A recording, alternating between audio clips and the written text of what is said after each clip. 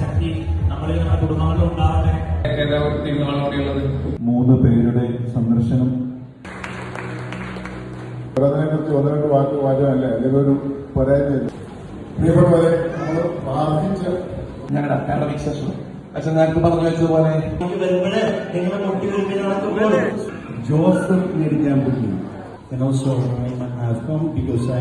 ജീവിക്കുവാൻ ദൈവസ്നേഹത്തിൽ വളരുവാൻ ഞങ്ങൾക്ക് അങ്ങയുടെ അഗ്നി വേണം, അങ്ങയുടെ പരിശുദ്ധാത്മാവിനെ വേണം. Hallelujah. We worship you, Father. Thank you so much for